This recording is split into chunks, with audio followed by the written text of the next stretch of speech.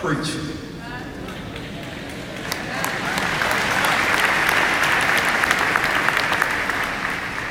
But I do question the logic and the design of having me come up here after all that great preaching. I mean, Goodman taking us on that newfangled neo-Pentecostal, post-Baptistic eloquence, and then tuning at the end. I got a tune for you, it's a cartoon. And then our elder statesman, right, coming with such perspicacity, just smooth with it, 90 years old. That's old school preaching. And then there's me. But what an honor it is. I see Reverend Sue J., the first woman who ran this thing, in the audience here.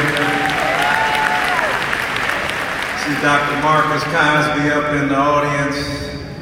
We could borrow his homiletical genius and have him come on through, along with Dr. Sue J. and the greatness of Dr. Hale over here. Is there everybody up in here?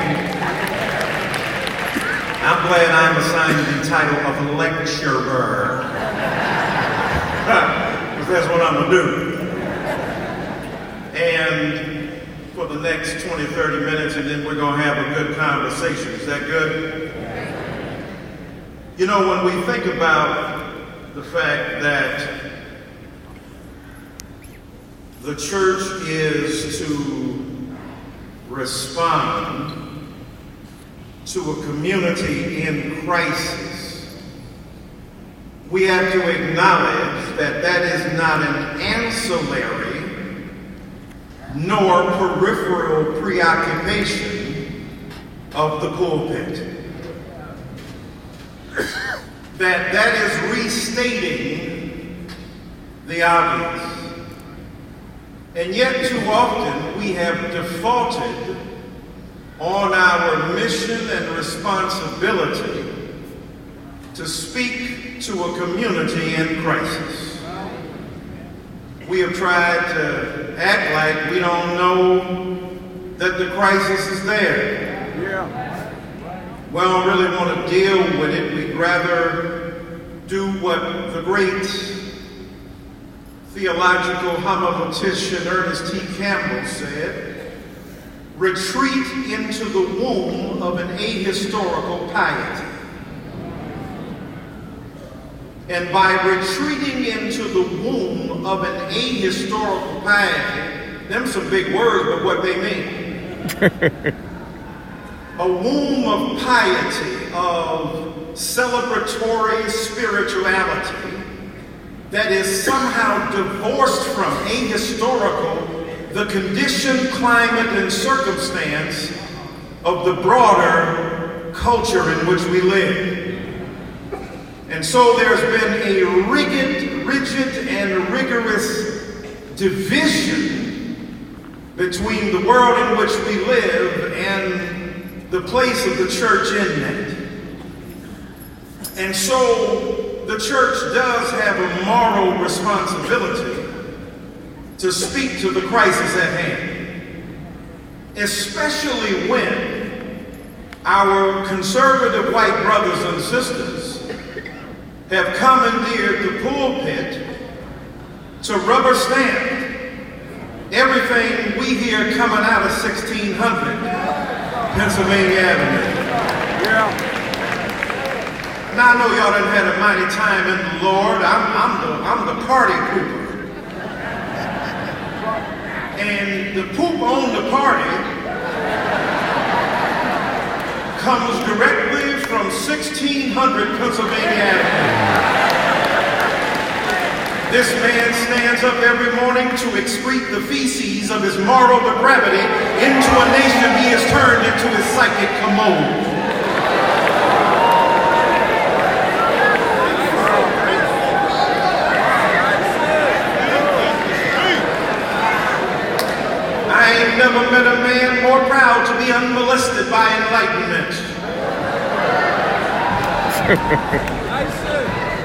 Dumb and don't care, unintelligent and don't mind.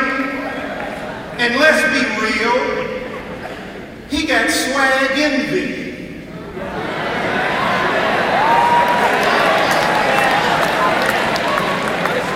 He mad he ain't like the man who had the job before he had.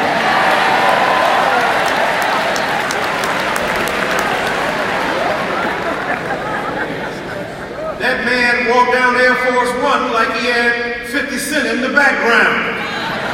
I don't know what you heard about me, but the rank ain't got a dollar out of me. He had style, skill, flavor, nice tan suit, and a nice tan skin.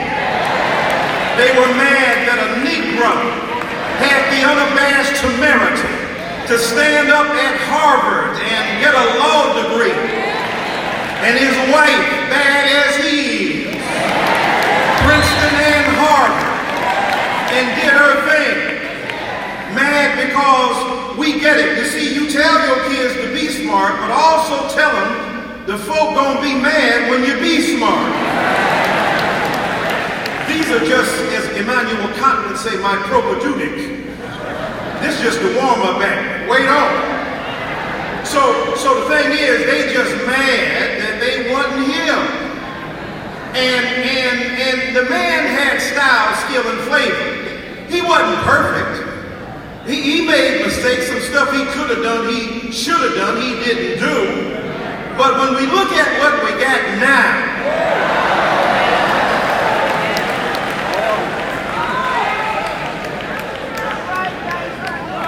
I wish that Negro would come out the White House sometime with a skull cap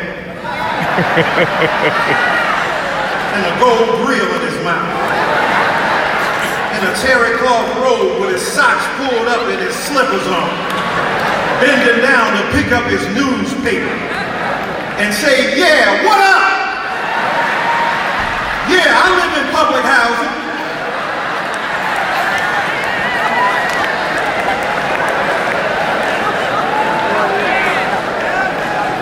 Now we got a man foul, lascivious, nefarious, lugubrious, inelegant, uneloquent, incapable of humanity, don't like nobody. He don't like the Mexicans. He don't like the Puerto Ricans. He don't like the black folk. He don't like the gay folk. He don't like nobody except folk that look like him. And he can't tell no difference between right-wing neo-Nazis who hate the world and everybody who doesn't look like them and those who oppose it. Your responsibility as the church is to call that out.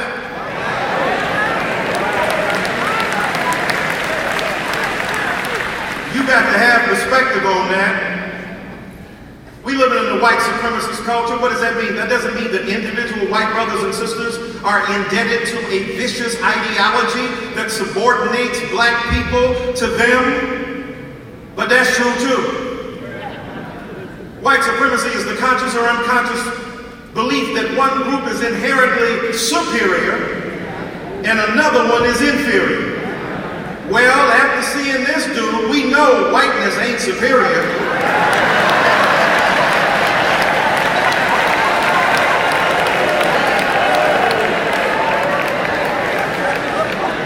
Over 25 words. Ugly, huge, sad.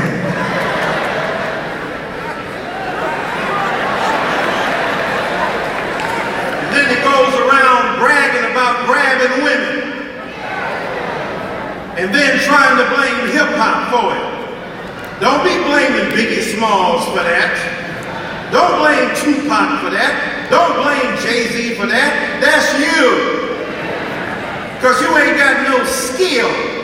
If you had skill, you ain't got to grab it. Call it.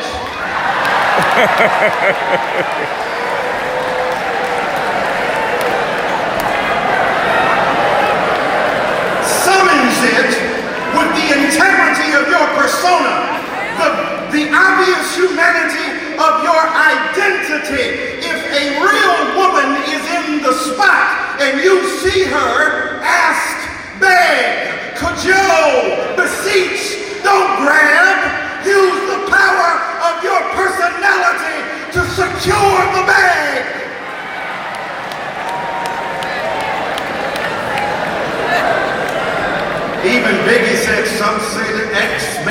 sex spectacular. Make me look you from your neck to your back and up. Tongue delivering, chills up that spine. That what is mine?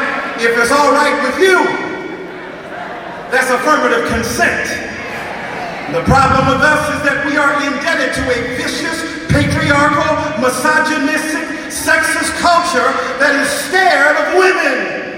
If real men ain't afraid of real women.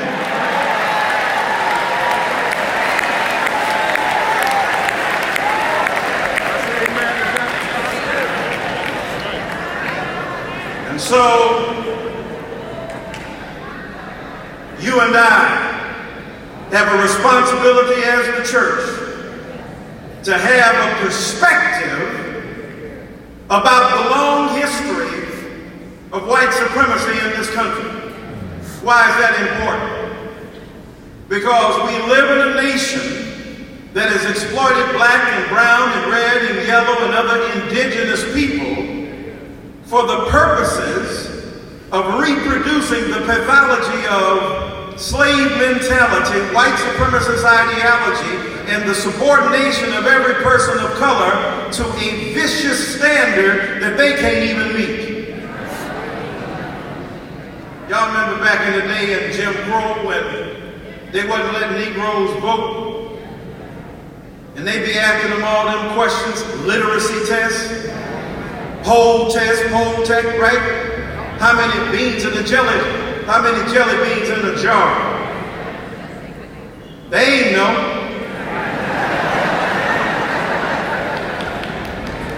Asking all them questions, they ignorant. They don't know. So the irony is, even the punishing paradox, is that the premise and predicate of white supremacy rests upon an ostensible and supposed superiority that the folk who try to defend it don't possess.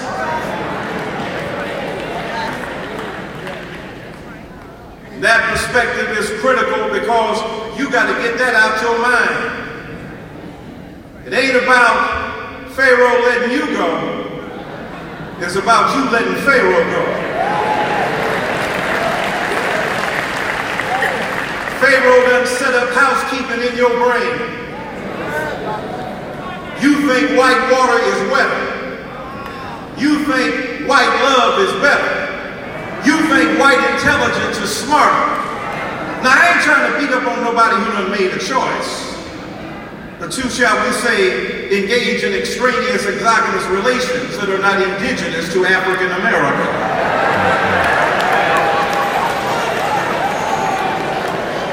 That's your business. If you get along with somebody, y'all get together. If you and this microphone can have a relationship, God bless you. Hey, how are you? Fine, how are you? You know what I like about you? What's that? You amplify me.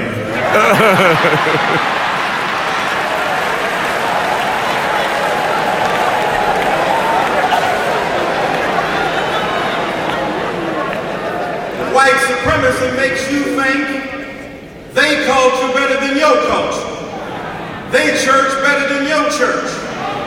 They smarts better than your smarts. You can already see that ain't true.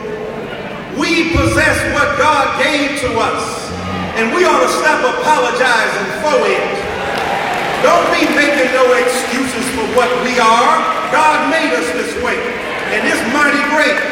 They can't get enough of Beyonce. They can't get enough of Oprah. They can't get enough of Jay-Z because what we got, they won't. They think they better than us. They born better than us, smarter than us, more intelligent, more insightful, more analytical, more profound. But they ain't got what we got, what God gave us, a soulfulness, a beauty of the spirit. You better reclaim that.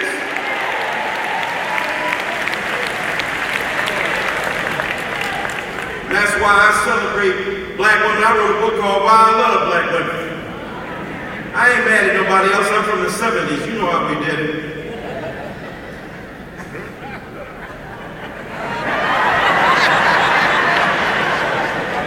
We're on the forefront of forging interracial relations for the purposes of edifying engagement.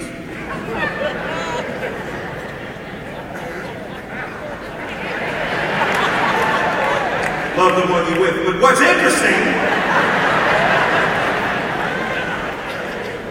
that when I look around and I see the hatred for blackness, for our big lips, our broad noses, our broad hips, the beauty of our chocolate, we got every color you want. I feel like I've been in exile as a yellow Negro. But Drake done brought us back. Steph Curry done gave us some principle. Idris Elba and Denzel had us in the doghouse. But we back.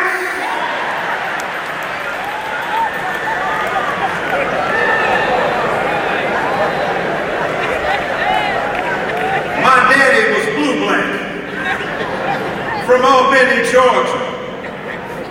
I saw how Negroes treated him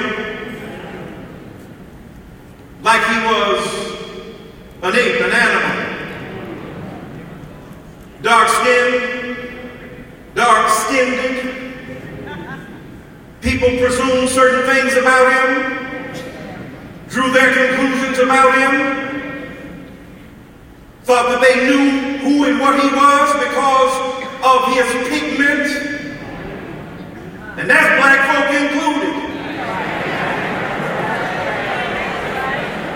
Black folk who dark, warning other dark folk not to marry other dark folks. You want to lighten up your kids, keep them out of the sun. You got to stop that self-hatred. Pharaoh is in your brain. Pharaoh is in your mind. You better celebrate ebony ecstasy and furrowed in coffee flesh. You better love what God gave you. They trying to get it in the tanning booth. They trying to go out to the beach. You got it coming here. And that ain't all you got. And thank God for it. Some of them who get these girls, they got to buy it in a box. They got to get gluteus emphasis on Maximus. But y'all came here with it. God gave you what you need. That curvaceous plump attitude that allows you to modify and regulate a conception of the masculine because of your feminine possibility. You ain't got to buy it. You ain't got to cosmetically alter it. God gave it to you. And if you got it, back that thing up.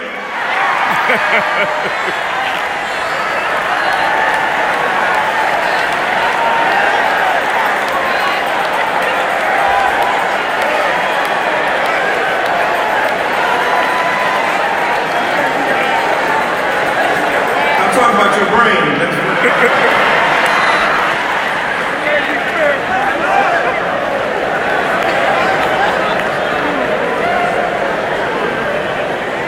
White supremacy will make you think that your own people ain't worth living with.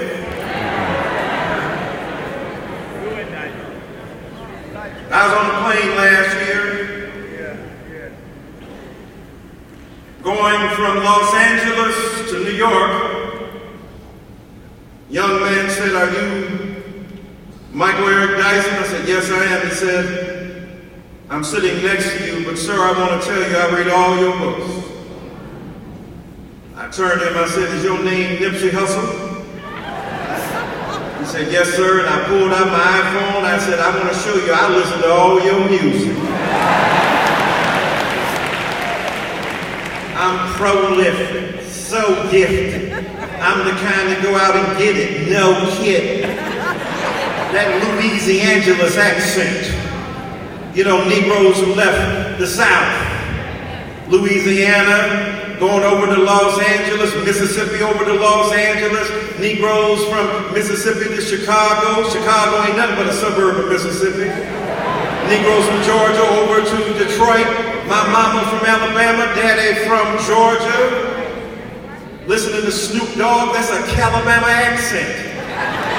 Calling back on that. What the hell about gangster lane? Yeah, and fucking all the money like an old batch of collard greens. It's the capital West, so yes, impression double OP, D-O double G-Y, D-O double G, yes, we sat there and talked, told me about what he was doing in the hood, in California, in Crenshaw and Slauson, where he emerged from. Big rap star, but he ain't leave. He wanted to stay there. He wanted to let black folk know they are worthy of investment. Here we are living in a culture that has manufacturing, the service industry as the mark of the economy for the last 25 to 30 years. The shift from manufacturing to service industries exports black people and brown people out to suburbs and exurbs. There's white folk coming back into the city to take them back over, pushing us out, marginal housing. Then they want to change the character of our neighborhood when they move in. I live in D.C., used to be Chocolate City, now it's Frappuccino City. They don't want no loud Negro music. They don't want no go-go music. That's what it was when you got here. And that's when I tell black folk, when I go around and I speak and white folk in the audience, I say, first of all, I teach at Georgetown. I talk to white folk every day. Secondly, this ain't no Frank Sinatra concert, this Luther. And you knew when you came here I wasn't Frank Sinatra. Fly me to the moon and let me play among the stars. That's good, but that ain't what I do. Don't you remember? I told you I loved you, baby. Y'all don't know nothing about Luther. Y'all don't remember, baby, baby, ooh, baby, baby.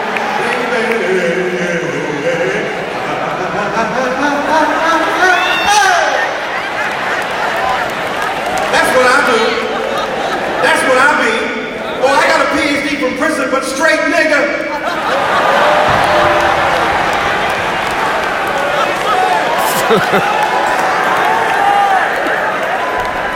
I tried to squeeze it out of me, tried to educate it out of me, but God gave it to me. I'm from the west side of Detroit. I represent what God gave me. But as a black man in America, W.E.B. Du Bois is an inspiration. Mary McLeod Bethune is an inspiration. Hampton is an inspiration. Howard is an inspiration. I am what God made me, and I will not turn my back.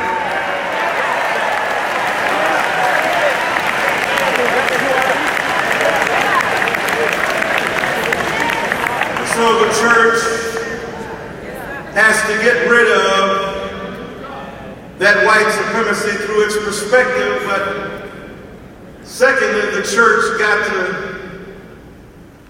get its prophecy right.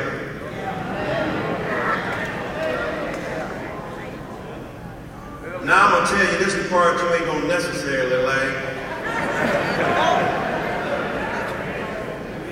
Because the church has become so profoundly conservative that it has lost its ability to engage the world with the transforming power of the gospel.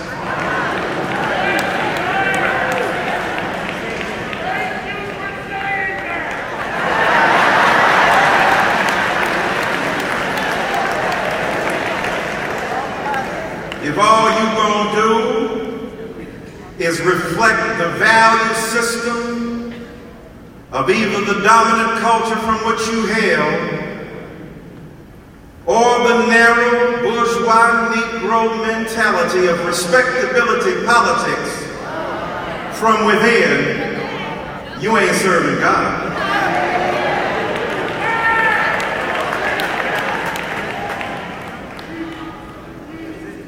And see, in the Hebrew Bible, better known to us as the Old Testament, they made a distinction between prophets who spoke within the realm of power to government and those who stood outside. You got to have a three-pointer like Steph Curry, but you got to slam the ball like Shaquille O'Neal, if I can mix generations. Sorry if you're a Golden State fan for your loss last night.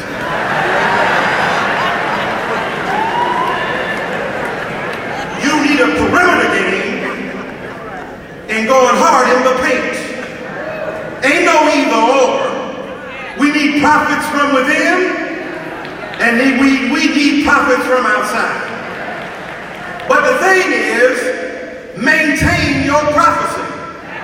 Some of you are trying to make God co-sign your bourgeois Negro identity. A few years ago, I wrote a book, a lot of Negroes didn't like it, about a comedian going around the country, beating up on young people, and implicitly castigating and casting aspersion against women. And the people with the thing and the yellow and the button pop.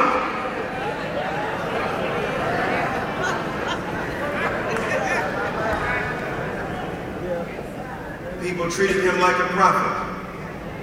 About time somebody spoke to poor Negroes. How much courage does it take to beat up on a poor black person in the hood? How much courage does it take to assail the projects? How much bravery does it take to talk about a woman named Shaniqua and to make fun of her name? Proverbs says rich people got all kind of friends, but the poor folk ain't got nobody.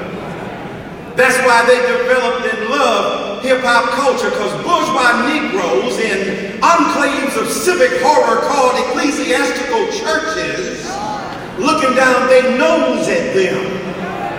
Don't mess up my church. Don't get the bus dirty. Don't bring your madness in here. This is where you ought to bring the madness. This is where you ought to bring the pathology. Because we're going to clean it up, fix it up, analyze it up, and if we can't deal with it, ship it up, but we're going to try to address it.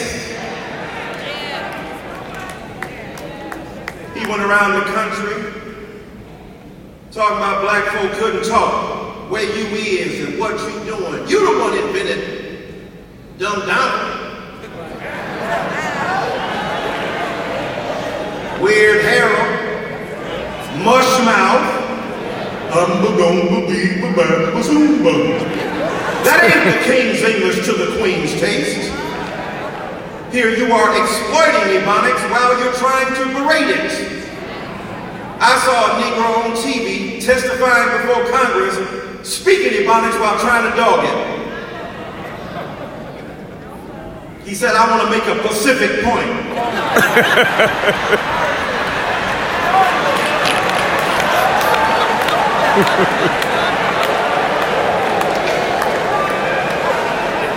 Negro, is that as opposed to an Atlantic point?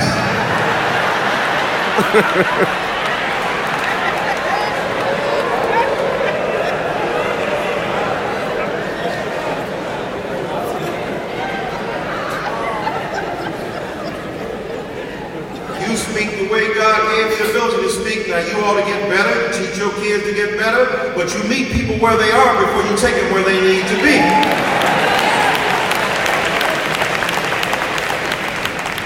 My daddy spoke Ebonics. He said, I'm fixing to go to the store. And if he got really going, he said, I'm fitting to go. When you're coming back, I'll be back directly.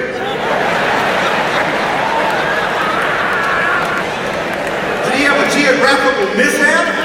The point of his departure was significantly different than the point of his return? No.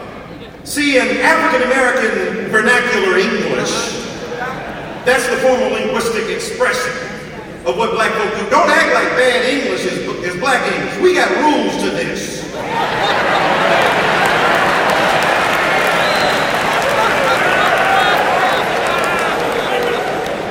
See, Negroes, Africans, blacks, we speak with what they call zero copula. A copula is a form of the verb to be. But we cut out the grammatical middleman.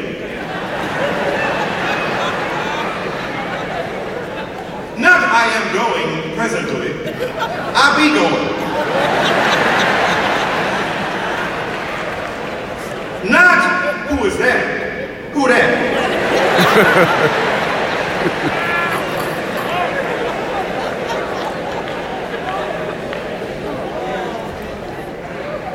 And see, George Orwell, the great British writer, said, if I'm saying something and you understand what I'm saying, we be communicating.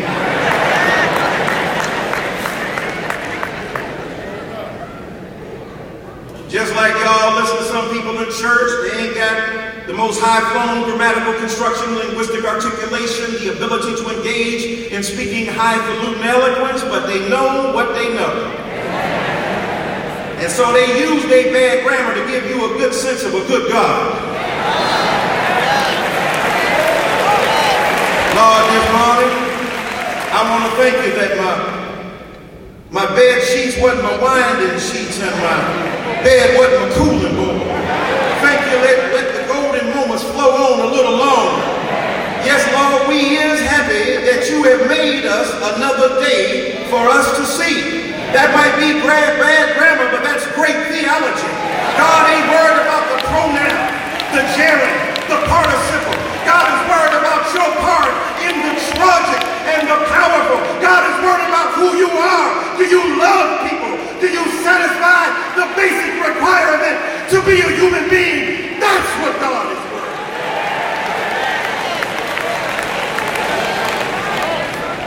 So this man went around the country,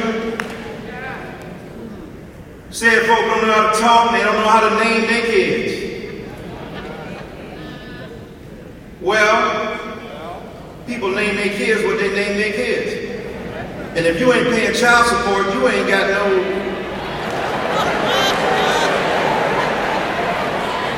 And as an aside, and an asterisk, even if you're paying child support, you might not have a vote. Sorry for that flashback to bitterness 30 years ago.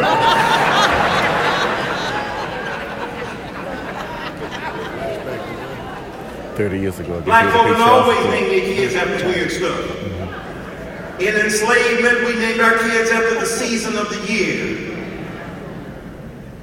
We named them all kind of interesting things with the so-called Gullah influence inflecting the regional preferences for nomenclature. Paya, up the creek, frog. And then in the 1920s, we named our kids after luxury items. They just started now. Cadillac. Negroes named their kids Hershey Bar. And now black folk name their kids after stuff they want and can't have. What's your name, Mercedes?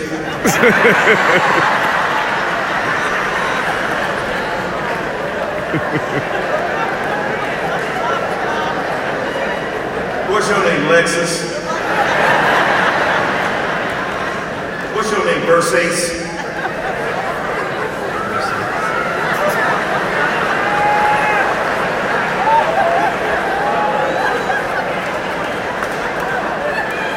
But don't act like you ain't know that there's some richer, more famous black people with unusual names. You didn't attack them.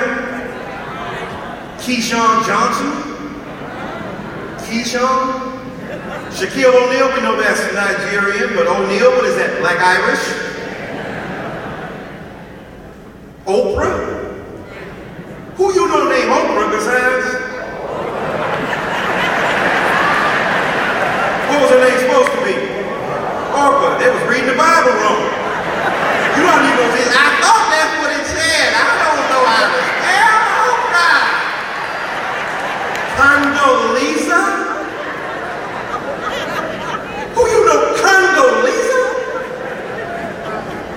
PhD, Russian Studies, Secretary of State.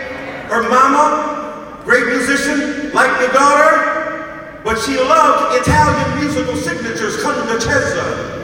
But you ain't gonna call your daughter Condotezza, so she anglicized it and negrofied it and called her Condoleezza.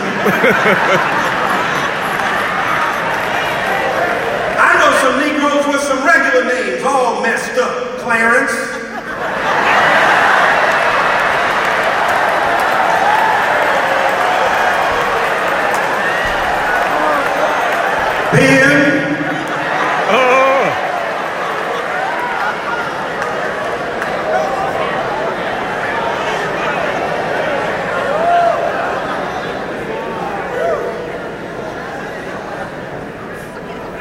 Then, he said they spent all their money on Nike and none on hooked on phonics. Well, as you can tell, I have an affection and a claim to be an amateur aficionado of linguistic practices in postmodern America. Hooked on phonics went out of business, bruh, because they couldn't produce the results they claimed to produce. But Nike's still in business. So those Negroes had what the economists call rational choice. You beating up on poor black people? I ain't saying poor black people perfect. I'm saying why beat up on them? Why start with them? Some of the same habits that poor folk got, rich folk got. But they can cover it up better. One goes to the crack house, another one gets OxyContin.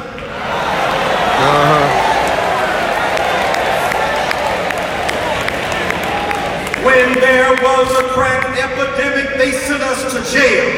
They told us we were evil, foul, nefarious, incapable of being mature human beings. But now that they kids got addicted to meth and OxyContin, they want to save them and redeem them and love them.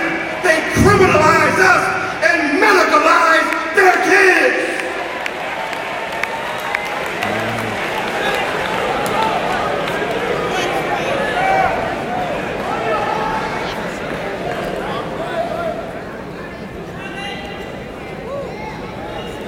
Then I went to church the other day.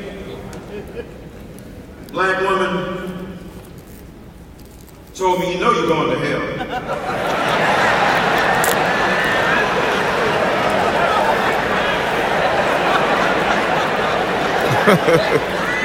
I said, I'm not going to lie to you. I got 25 reasons why I know I should go to hell. But I'm just curious, which one do you know?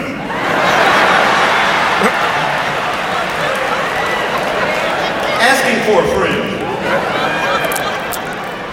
She said, do you know why you're going to hell? The sermon you preached this morning, you said God made gay people. Help us, Dyson. I said, and you think I'm going to hell? Because you must be a polytheist. You must think there's a God for gay people and one for straight people. That ain't my theology. I believe everybody made by God. Now I don't know when black folk got so homophobic. When I was a kid, I'm 60 years old, we knew who was gay.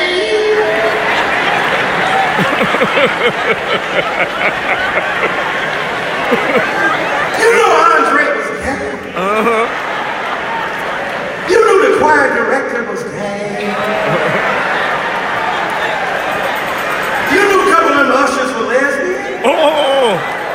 And you knew some of them preachers were gay too.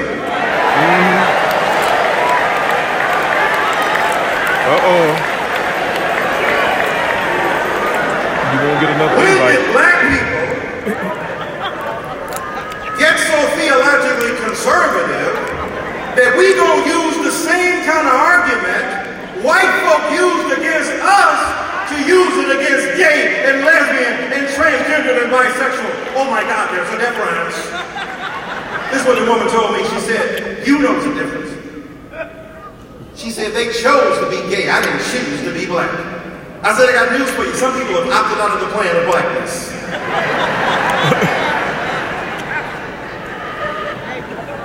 I done named a couple names. You know what I'm talking about.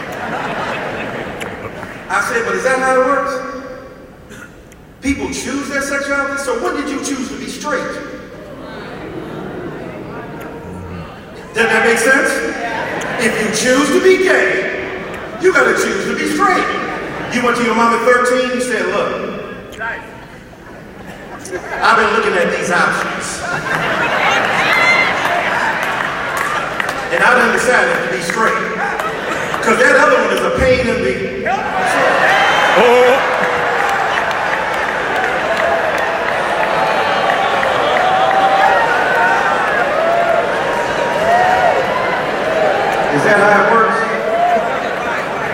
tell you why it ain't a choice. And some of y'all mad at me, how dare he? Filthy, theological dregs, poison and temper and taint the extraordinary purity of the gospel. Slow down with that. White senator from Iowa, anti-gay marriage, for traditional marriage, several kids, and a wife. He goes into the bathroom stall.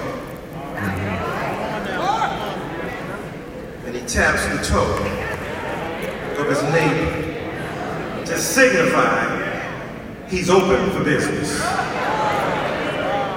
Now, I've done the same thing, but I was just asking for the toilet paper. I did not know.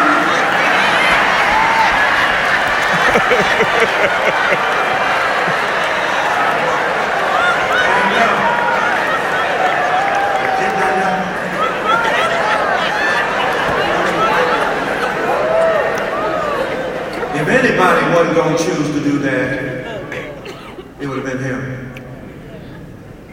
The mystery of sexuality is so profound. You ain't got no business being in the theological line to judge and remonstrate against people. Cause let's be real. Sexuality is a deep and profound thing. Some of us just not getting it right. At this age. You don't know the mystery. Do you know that black people were queered when we got here in America?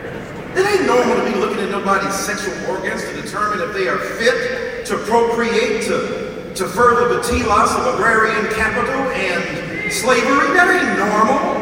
They queered us when we got here.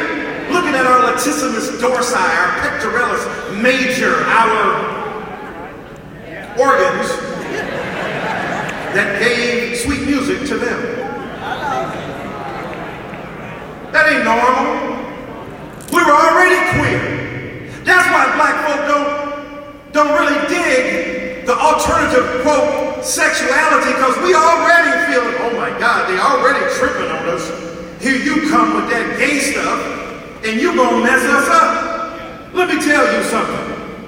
Black gays and lesbians have saved your life, have made it possible for you to be free in America, have made it possible for you to enjoy some of the privileges you enjoy. Oh, you might not have known they was gay or lesbian, but they were. What, you gonna get retroactively homophobic? Had I known you were gay, I would have never taken that 4-year scholarship you gave me to get me through school so that I could graduate and become a professional and a member of my society. Had I known you were gay, I would have never listened to that song you sang when I was down on the moaner's bench looking for God to bless me. Had I known you were gay, I would have never listened to that sermon that brought salvation to my life. James Baldwin was gay, but he defended every Negro up in here. Angela Davis too. It ain't their sexual orientation, it's their moral orientation. There's some straight folk who will treat you crazy and do insane stuff too. And it ain't your sexual orientation. There are some women here married to men who wish they would be as faithful to them as Steve is to Adam.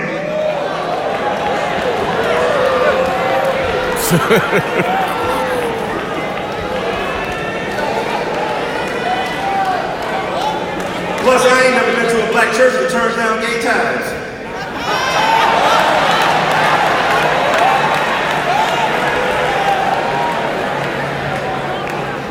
Not only that, and I'm almost done. In this prophecy, we have got to understand the role of our young people. Now, I don't know about y'all, I listen to pop culture as part of my job. I listen to this rap music, and I listen to what they're saying. And if you ever listen to it, some of it is pretty good. Now, a lot of it is bad. But a lot of gospel music is bad too.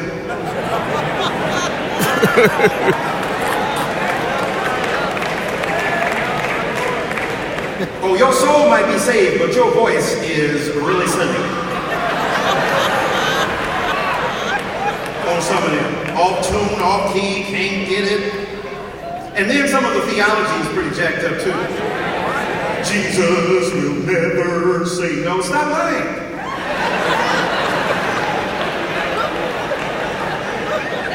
He said no to you this morning. Lord, no. Are you sure? No. Can you think about? No.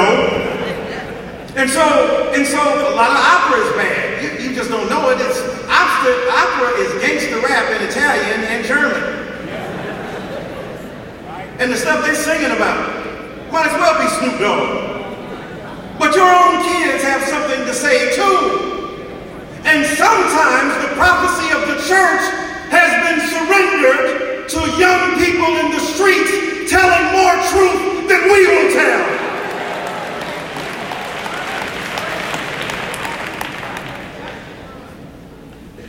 God forgive me for my brash delivery, but I remember vividly what these streets did to me. Imagine me allowing you to nitpick at me, portray me like a pickaninny.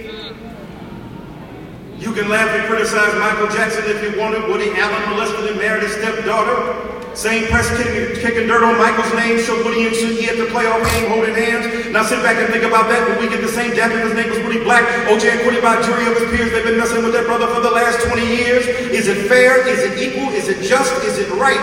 Do we do the same thing if the defendant's face is white? White boy doing it well as success. I start doing well as suspect. They say they want you successful, but then they make it stressful. You start keeping pace, they start changing up the tempo.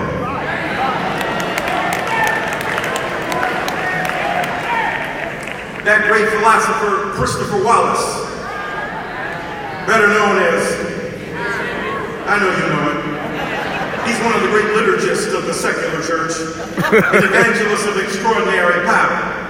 Y'all remember him? I used to fuss when the landlord dissed us. No heat. Wondered why Christmas messed up birthdays was the worst days. Now we sip champagne. Darn right I like the life I live, because I went from negative to positive, and it's all good. And if you don't know, but he also said, back in the days, our parents used to take care of us. Look at them now. They're even scared of us. Calling the state for help because they can't maintain. Darn things done changed. If I wasn't in the rap game, I'd probably have a key knee deep in the crack game, because the streets is a short stop. Either you're slinging crack rock or you got a wicked jump shot. Damn, it's hard being young from the slums, eating 5-cent gums, not knowing where your meal's coming from. What happened to the summertime cookout? Every time I turn around, the brothers being took it. Hear them, hear Tupac, somebody wake me, I'm dreaming. I started as a seed, the semen, swimming upstream, planted in the womb while screaming. On the top was my pops, my mama hollering stop from a single drop. This is what they got? Not to disrespect my people, but my papa was a loser. Only plenty had my mama was the blinker and abuser. And even as a seed, I could see his plan for me, stranded on welfare, another broken family. Hear your children, hear the agony, hear the pain. And the prophets of the world, Tupac said, just the other day I got lynched by some crooked cops, and to this day, them same cops on the beat getting major pay. But when I get my check, they taking tax out, so we paying the cops to knock the blacks out. If on Sunday morning all your preaching is high time and hallelujah, and you're talking about Jesus as the water of life, and you ain't talking about nobody's water bill, you are not preaching the gospel. If you preach on Sunday morning after a black woman has been slammed down to the street and then murdered after she tells the policeman that she is pregnant, you are not preaching the gospel.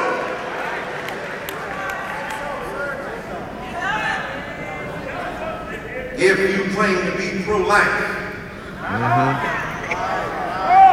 and what some old white men know about, they ain't seen sex in 30 years. Trying to tell a woman what to do with her body. You don't have the right to do that. You don't have the right. You are not God. And even though personally your ethical orientation, your moral preference may be one thing, that's another to give the state the power to determine who can do it. Because before you know it, they're going to be euthanizing Negroes. They're going to be telling us what we can do. Oh, they did. It was called enslavement. They raped us at will. There was no Me Too movement for Sally Hemings. Thomas Jefferson wrote notes on Virginia, designed Monticello, wrote the Declaration of Independence, and had sex and many children with a 14-year-old girl. It didn't start with R. Kelly.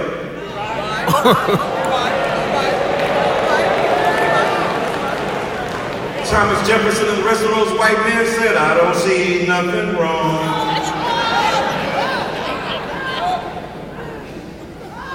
So when you listen to them, hear the pain, the agony of the things we should be doing, we should be on the side of the vulnerable, we should be on the side of the oppressed, we should be on the side of those who hurt, we should be on the side of those who are addicted, we should be on the side of those who are alcoholics, we should be on the side of those who are viciously demonized. Now, it's true, the mumble rap, I don't know what they say. I like rap, I can hear the words. Standing by the speaker, suddenly I had a fever. Was it me or either summer madness? I don't know what some of these new boys said. Wasn't coming, words coming, run down, run down, big crowd, big crowd, and then they go, know what I'm saying? No, actually, no, I don't. Only part I like is that I can hear walking like you're talking. Hey, walking like you're talking. Hey, that's a theological premise I can live with. Walk it like you talking. If you gonna say it, be it. If you gonna talk about it, then be about it. If you gonna read it in the Bible, then translate it into your life. Walk it like you talk. Then let me say this before I sit down. Not just perspective and prophecy, you got to know your purpose. Okay. Everybody can't do everything. You got to stay in your lane. Stay in it. And see, I know what my lane is. All these brilliant hoopers up in here. Oh my God. One of the great theological phenomena of Christendom is a black preacher. And a black preacher with high intelligence, profound spirituality, and a Mississippi moan, and an Alabama tune, and a Chicago inflected and nuanced discourse, or wherever you happen to be, that's a beautiful thing. That just ain't my gift. But I knows who I is. You got to know what God made you good at. If you 5'2", even though there are some exceptions, not likely that you're going to be a starting point guard in the NBA. There are some exceptions, but they are the exceptions that prove the rule. You want to be a great singer, but you can't carry a note. That ain't your gift. A gift is an index of divine intent and purpose on a life. You got to know what you're good at. Some of us are good at encouragement. Do you know that's a gift? Given all the nasty, negative, foul, ridiculous things we hear when somebody says, you know, you look nice today. That's a beautiful pin you have on. My God, your hair looks great. That's a ministry of encouragement. You got to do what God gave you the ability to do. And if you're going to help out as the church to the world, show up where people need you. Stand on the line to help somebody interpret something because they speak a different language. Show up to those who don't have any food to give them some food. You better use the gift God gave you. And I know mine, I just make white folk upset. Don't get it wrong, I love white brothers and sisters. Some of my best friends are white.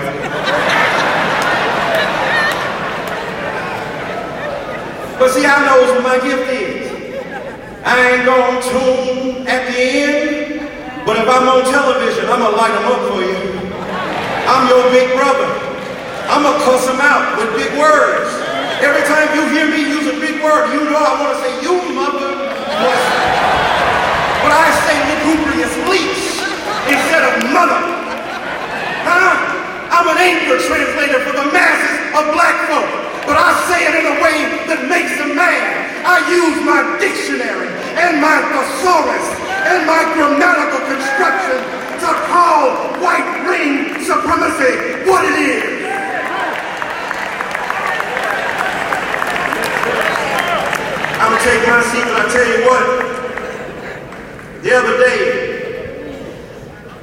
result that proved what I'm talking about.